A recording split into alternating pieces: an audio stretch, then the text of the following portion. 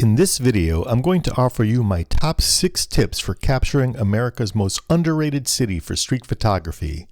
I'll advise you on which neighborhoods to visit and how to best organize your time, along with 2 secret locations with amazing views that few if any other photographers know about. So let's start shooting. Oh, baby, don't you want to go? Oh, baby, don't you want to go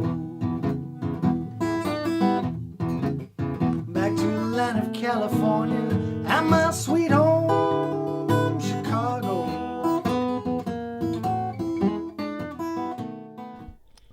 Chicago may not offer the street energy of New York or the glamour of Paris, but this is a solid, broad-shouldered city that can hold its own and actually outdo most of the world in one category: architecture.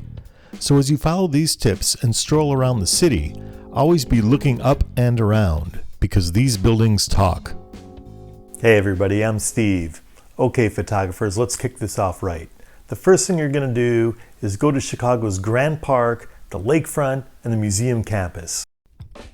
When you visit a friend's house, the first thing you see is the front yard, right? If they have the money and take pride in outward appearances, it'll look nice. And so it is with Grand Park. You'll see the best views of the best skyline any American city has to offer. In fact, in my opinion, this is the single best view of any skyline you can get in any American city. It's not just for tourists also. Come here and you'll see Chicagoans at play, walking, jogging, or biking. When traveling, I suggest photographing the best things first, the most awesome views, the prettiest parks, the liveliest areas, whatever that city has to offer. The reason why is that you get your trip off to a great start. Even if you hit a slump later, you at least have that first great day under your belt. And maybe you want to go back before you leave. That way you can photograph that particular place under different light, during better weather, or at night. You can't go wrong getting off to a great start. Okay, here's my second tip. You're going to spend at least 1 or 2 days in Chicago's Loop and adjacent downtown. You're going to see some fantastic architecture and street scenes in this part of the city.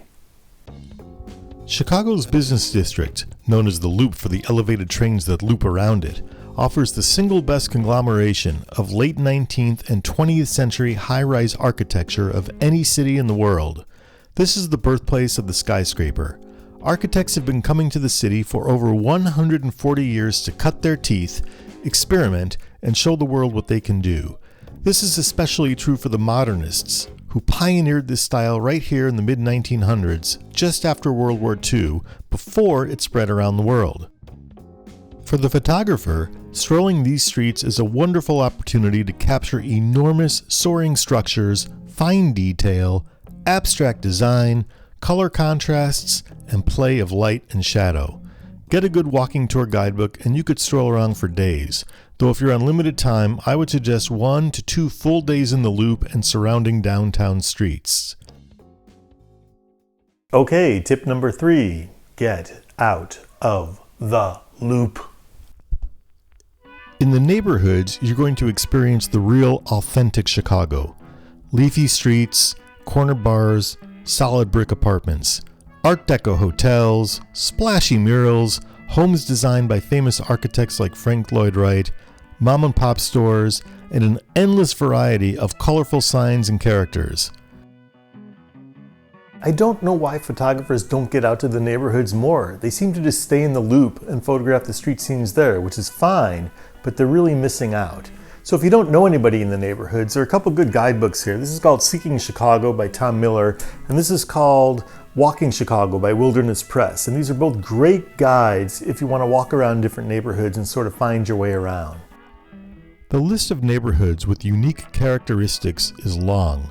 Chinatown, Logan Square, Wicker Park, Lakeview, Wrigleyville, Andersonville, Rogers Park, Hyde Park, Pilsen. I could go on all day, and in fact I'm going to make a couple separate videos covering a couple of these neighborhoods for photographers. And one of the great things about walking around these areas is you get to interact with people, most of them very friendly, and you can get to take your breaks at the neighborhood parks, restaurants, cafes, and bars that serve as meeting points for Chicagoans citywide. Doing this on a sunny, mild day is one of the great ways to spend a day, anywhere in the U.S. or for that matter, in any major city in the world. All right, we are halfway there. 3 tips down, 3 to go. And stick around to the end because I'm going to offer you a couple bonus tips on some sightseeing vistas where you can get some great shots of the city. And since this is a new channel, I'd like to ask you guys to hit the like button and consider subscribing.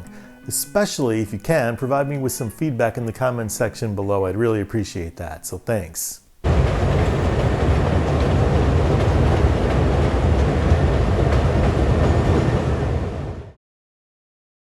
I don't really like to photograph much at tourist sites because all you're seeing are tourists and not locals living their daily lives.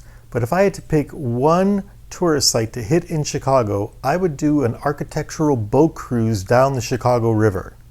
These are fun, relaxing, and educational as you get some great stories of Chicago's history and the role architecture played in creating the modern metropolis.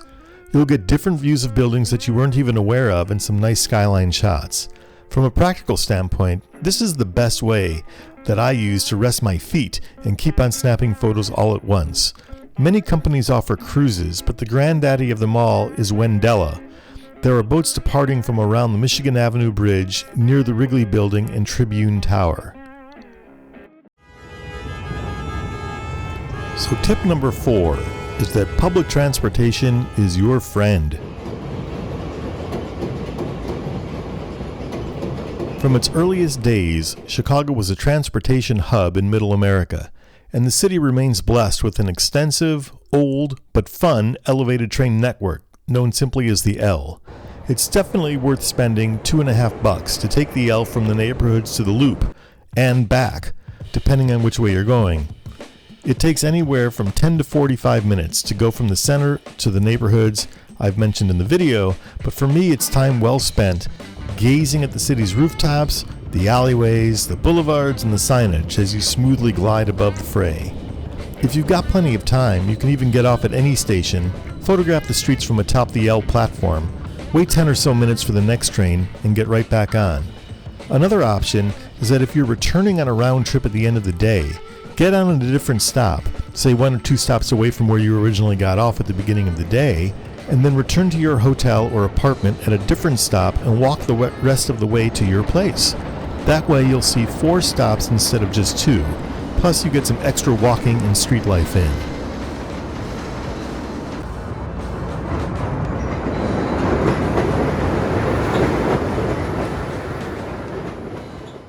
Okay, so my next tip's a little unusual for photographers, and that's to attend a Chicago Cubs baseball game at Wrigley Field.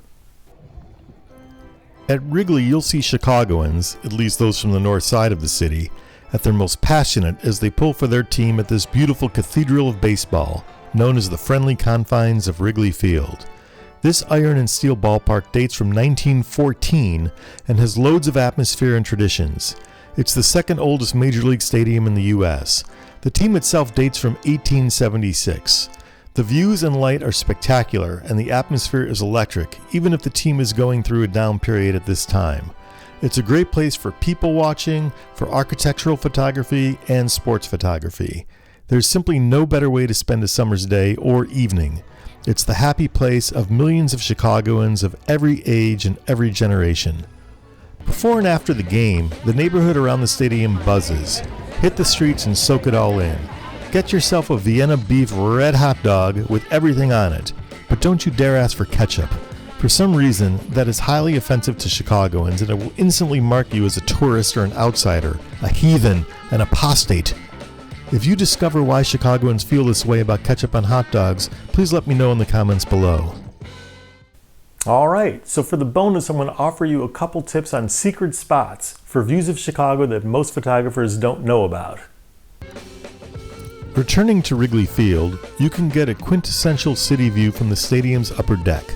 You don't need a ticket for a specific seat to go up there, though you do need to have a game ticket. Once inside the park, take any ramp to the upper deck. In the right field corner, go to the top row and corner seat. Now turn around and you're going to see a fantastic view of the Chicago skyline in the distance, and the north side neighborhoods in the foreground. If you can frame this view with an L train plying the red line, even better. Not only do you get a great view, but you also get to enjoy a Cubs game for the next few hours. The second bonus tip does not require you to see baseball. Returning to downtown Chicago, the streets that run under the Loop's elevated train tracks contain many parking garages. If you quietly walk into these garages and take the elevators to the top floors, you can get some great views of the trains rolling through the concrete canyons of the early 20th century skyscrapers. This is gritty, red and brown brick, quintessential Chicago. My favorite garages are on Wabash Street, though there are many others to choose from. Again, just be discreet and you may be rewarded with some unique shots that aren't already plastered all over Instagram.